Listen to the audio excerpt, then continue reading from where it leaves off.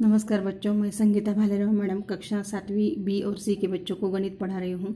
देखो बच्चों, पिछले वीडियो में हम लोगों ने प्रश्न संग्रह 17 इसकी शुरुआत की है। उसमें मुझे लगता है मैंने प्रश्न पहला, दूसरा और तीसरा आपको समझा दिया था। प्रश्न पहले में आपको संपूरक कोणों के माप ज्ञात करने हैं, उसके बाद संपूरक कोणों की जोड़ियाँ पहचाननी है और तीसरे में भी आपको संपूरक कोणों का संबंध पहचानना है।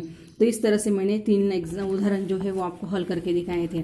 अभी उसके बाद हम लोग देखने वाले हैं प्रश्न क्रमांक 5। देखो, चतुर्भुज PTNM ये आयत है और इस आकृति में बने संपूरक कोणों की जोड़ियों के नाम लिखो। देखो यहाँ पर ये PTNM ये आयत है। अभी इसमें संपूरक कोणों की जोड़ियाँ, अभी आपको मालूम होगा कि संपूरक कोणों की परिभाषा यह है कि संपूरक कोणों के जोड़ियों का योगफल 180 अंश आता है। अभी देखो यहाँ पर ये समकोण बन गया है, इसका मतलब इसका माप है 90 अंश।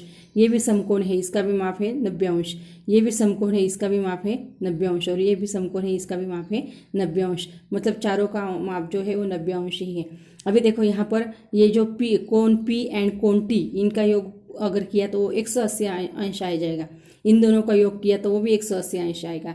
इन दोनों का योग किया तो वो भी 180 अंश और ये भी 180 अंश आ जाएगा। इसका मतलब यहाँ पर कौन से भी दो कोणों का जोड़ किया तो वो 180 अंश आता है। इसका मतलब यहाँ पर यह सभी कोण जो है वो एक दूसरे के संपूरक कोण हैं। देखो, जैसे कि कोण P संपूरक कोण कोण T संपूरक कोण N संपूरक कोण M कोण M संपूरक कोण P। इस तरह से ये सभी कोण जो है वो एक दूसरे के संपूरक कोण हो सकते हैं, इसलिए उनकी जोड़ियाँ जो है वो आप लोग को खुद लिखनी है। उसके बाद आगे वाला प्रश्न है कि यदि माप कोण A बराबर 70 अंश तो कोण A के कोटिपूरक कोण के संपूरक कोण का माप कितना होगा। तो देखो यहाँ पर मैंने आपको उसको हल करके दिखाया है कि माप कोण A बराबर अगर 70 अंश है तो उसके कोटिपूरक कोण का माप हमें ज्ञात करना है। मैंने सूत्र का ही उपयोग किया है। कोटिपूरक कोण का माप बराबर 90 अंश ऋण दिए गए कोण का माप, इसलिए 90 अंश ऋण दिए गए कोण का माप है 70 अंश, इसलिए उत्तर आ गया 20 अंश। अभी इस 20 अंश का जो कोण है इसके संपूरक कोण का माप हमें निकालना है। तो इसीलिए संपूरक कोण का माप बराबर 180 अंश ऋण दिए गए कोण का माप, इसलिए 180 अंश ऋण ये जो दिया गया कोण था 20 अंश, तो यहाँ पर ऋण 20 अंश बराबर उत्तर आ गया 160 अंश। यानी ये जो दिया गया कोण था इसके संपूरक कोण का माप आ गया 160 अंश। तो इस तरह से मैंने ये गणित आपको करके दिखाए हैं।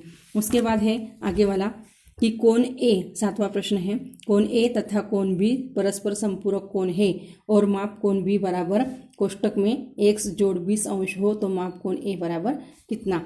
देखो यहाँ पर भी उसको हल करके दिखाए हैं। देखो 7वां प्रश्न है कि माप कोण A, आपको मालूम है संपूरक कोणों के मापों का योगफल 180 अंश आता है, इसलिए माप कोण A और माप कोण B ये दोनों भी संपूरक कोणों की जोड़ियां है, इसलिए इनका जोड़ 180 अंश आएगा। इसलिए माप कोण A, इसका माप हमें ज्ञात करना है, इसलिए माप कोण A जोड़ माप कोण B का माप दिया है x जोड़ 20 अंश बराबर 120 अंश। अभी इसको कोष्टक में से हमें बाहर निकालना है, तो इसलिए माप कोण A जोड़ x जोड़ 20 अंश बराबर 180 अंश।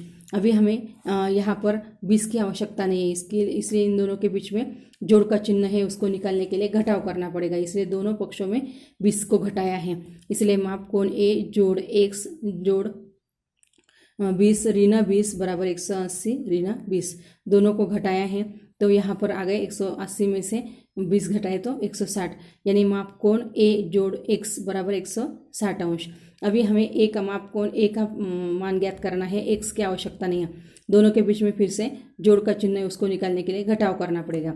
इसलिए माप कोण A बराबर x ऋण x बराबर 160 ऋण x, इसलिए माप कोण A बराबर दोनों x x घटाए तो उत्तर आ गया 160 ऋण x अंश। इसलिए माप कोण A मतलब यहाँ पर A का माप जो है वो है इनटू ब्रैकेट 160 ऋण x अंश।